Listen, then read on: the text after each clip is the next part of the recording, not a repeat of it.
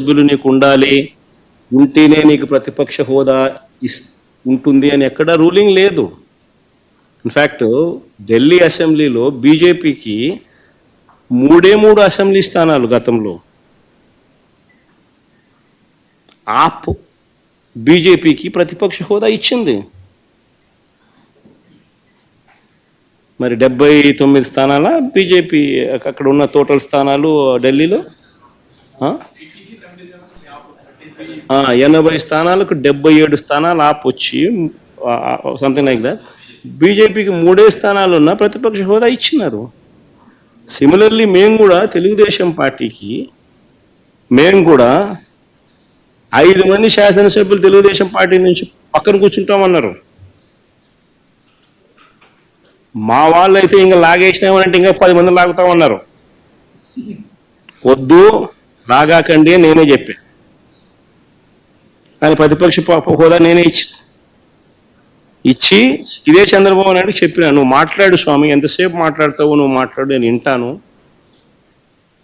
నేను విని నీకు సమాధానం చెప్తాను, నువ్వు మాట్లాడాలనేదే నా కోరిక, నువ్వేం అడుగుతావు అడుగు స్వామి అని చెప్పి నేను చెప్పిన అసెంబ్లీలో. కావాలంటే నా స్పీచ్లు వినండి, అసెంబ్లీలో నేను అన్న మాటలు. ఆయనకు నాకు మధ్య తేడా అది. ఏదైనా కానీ అసెంబ్లీ అనేది ఎందుకు జరుపుతూ ఉన్నాం? ఈరోజు అది అసెంబ్లీలో ఉన్న పార్టీలు ఏవి? అధికార పార్టీలు, ప్రతిపక్ష పార్టీ మాదొక్కటే ఉంది. వేరే పార్టీలు ఎక్కడున్నాయి చెప్పండి? ఉన్నాయా ఎవరన్నా? మన ప్రతిపక్ష పార్టీ అనేది ఎవరికి ఇస్తారు? మాకు ఇవ్వకపోతే ఎవరికి ఇస్తారు చెప్పు? ఉన్న వాళ్ళందరూ మంత్రివర్గంలో మంత్రివర్గ సభ్యులుగా మీరే ఉండరు, మీరే గవర్నమెంట్లో ఉండరు, అంతా మీరే రూలింగ్లో ఉండరు. మీరే ప్రతిపక్ష పాత్ర ఎట్ట పోషిస్తారు స్వామి? నాకు అర్థం కావడంలా. అధికార పార్టీ మీదే, ప్రతిపక్ష పార్టీ మీదే, డబుల్ యాక్షన్. ఇదేమన్నా హీరో నువ్వే? అది నేను చెప్పేది స్వామి, 2 పాత్రలు డబుల్ యాక్షన్. ఒక పక్క నువ్వే కొడతానంటే ఈ పక్క నేనే కొడతానంటే ఎట్లా కుదురుతావు స్వామి? అది ఉండేది ఈరోజు అసెంబ్లీలో 2 పార్టీలు ఉన్నాయి. వాళ్ళంతా కలిపి అధికార కూటమి. ఉన్న వాళ్ళంతా ఆ పక్క ఉన్నారు. ప్రతిపక్షం ఉండేది మా పార్టీ తప్ప వేరే ఏ పార్టీ ఉంది? వేరే ఏ పార్టీ లేదు. సో వేరే ఏ పార్టీ లేనప్పుడు ప్రతిపక్షం అనేది ఎవరికి ఇవ్వాలి? ప్రతిపక్ష పార్టీగా గుర్తింపు అనేది ఎవరికి ఇవ్వాలి? ప్రతిపక్ష పార్టీగా ఉన్న వాళ్ళకి ఇవ్వాలి. సో న్యాచురలీ ఆ పార్టీకి ఎంతమంది అన్నా ఎమ్మెల్యేలు ఉండని స్వామి, వాళ్ళకు లీడర్ అనేవాడు ఉంటాడు కదా. సో ఆ లీడర్ని ఏమంటారు? ప్రతిపక్ష నాయకుడనే అంటారు కదా, వేరే పేరు ఏమన్నా అంటారా? సో ప్రతిపక్ష నాయకుడు అని చెప్పి నువ్వు ఎప్పుడైతే అంటావో అప్పుడు ఏంది, దాని అర్థం ఏంది?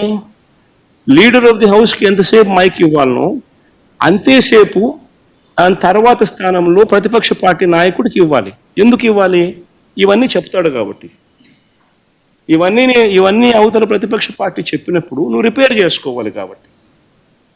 అది గవర్నమెంట్ చేయాల్సిన డ్యూటీ కాబట్టి, పని కాబట్టి. కానీ ఇక్కడేం జరుగుతూ ఉంది? నేను చెప్పనివ్వను, నేను ఎవరి స్వరము విననివ్వను, నీకు 5 నిమిషాల కన్నా ఎక్కువ మైక్ ఇవ్వను అని నువ్వే డిక్టములు పాస్ చేస్తూ ఉంటే ఏ రకంగా అసెంబ్లీలో ప్రతిపక్షం అన్నది మాట్లాడగలుగుతుంది, స్వరం ఇవ్వగలుగుతుంది? ఇప్పుడు మీరే అన్నారు 1.5 2 గంటలు పట్టింది సార్ అని. మరి 1.5 2 గంటలు పడుతుంది. మరి ఇవన్నీ నేను మాట్లాడిన మాటల్లో ఏదైనా ఒకటన్నా వేస్ట్ మాట ఏమన్నా ఉందా? బడ్జెట్కి సంబంధించిన డాక్యుమెంట్సే చూపించినాను, బడ్జెట్కి సంబంధించిన అంశాలే ప్రస్తావించినాను. మరి టైం పడుతుంది. మరి ఇంక పట్టుకోకున్నట్టుంటుంది చెప్పు? మరి వినాలా? అవతలోనికి మైక్ ఇస్తేనే కదా నువ్వు అవతలోడు చెప్పగలుగుతాడు. సార్ మీకు ప్రతిపక్ష హోదా అంశానికి సంబంధించి పవన్ కళ్యాణ్ ఒక కామెంట్ చేశారు. వైఎస్ఆర్ కాంగ్రెస్ పార్టీకి వచ్చినటువంటి ఓట్ల శాతాన్ని, సీట్ల శాతాన్ని బట్టి చూస్తే జర్మనీలో అయితేనే వస్తుంది, ఇక్కడ రాదు, ఇక్కడ 5 ఏళ్ళు రావడం కష్టం అని ఒక విమర్శ చేశారు. ఆ మనిషి కార్పొరేటర్కి ఎక్కువ, ఎమ్మెల్యేకి తక్కువ. జీవితకాలంలో ఇప్పుడు ఎమ్మెల్యే ఒకసారి అయినాడయ్యా.